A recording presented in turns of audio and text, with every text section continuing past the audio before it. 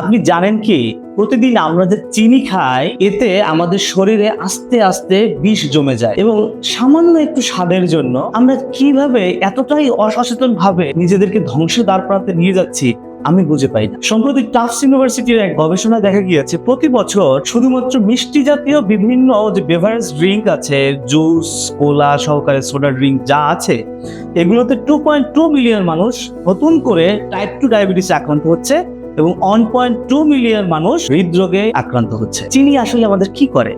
চিনি সরাসরি আমাদের দেহে শর্করার মাত্রা খুব দ্রুত বাড়িয়ে দেয় এবং এর ফলে আমাদের শরীরে আস্তে আস্তে ইনসুলিন রেসিস্ট্যান্ট হয়ে পড়ে এবং এর মাধ্যমে যেটা হয়, একটা সময় আমাদের শরীর আস্তে আস্তে ডায়াবেটিসে আক্রান্ত হয়ে পড়ে। আমরা জানি যে আমাদের বাংলাদেশে প্রচুর পরিমাণের হৃদরোগের পেশেন্ট রয়েছে, প্রচুর হাই ব্লাড প্রেশারের পেশেন্ট রয়েছে।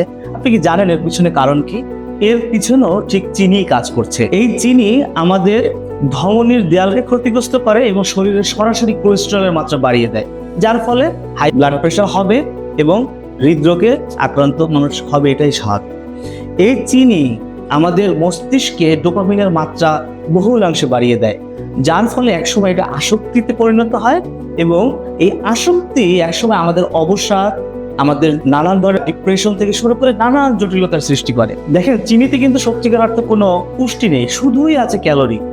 সুতরাং এই চিনি যখন আপনি কন্টিনিউ খেতে থাকবেন, আপনার শরীরের মধ্যে একটা খুব গুরুত্বপূর্ণ অর্গান হচ্ছে লিভার।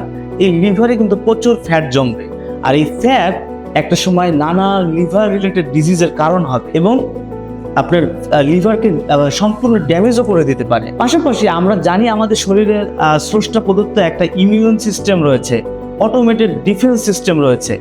এই ডিফেন্স সিস্টেম বা আমাদের ইমিউন যে শক্তি রয়েছে এটাকে দুর্বল করে দেয়, যার ফলে নানান হয়তো ফ্লু, নানান রোগে আমরা খুব সহজেই আক্রান্ত হয়ে পড়ি। একটু ভেবে দেখুন তো, আমরা কি কয়েক মুহূর্তের এই জিহ্বায়, ছোট্ট একটা জিহ্বা, মাত্র কয়েক ইঞ্চির জিহ্বা, এটার স্বাদের জন্য আমাদের এই গোটা দেহটাকে আমরা বিপদের মুখে ফেলে দিব? এটা কি আসলে আমাদের উচিত? কখনোই না।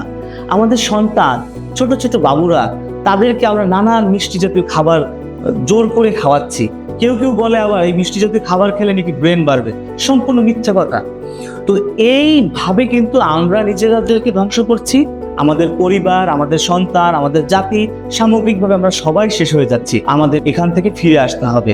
আমাদের বুঝতে হবে চিনি আমাদের সত্যিকার অর্থে প্রয়োজন নেই।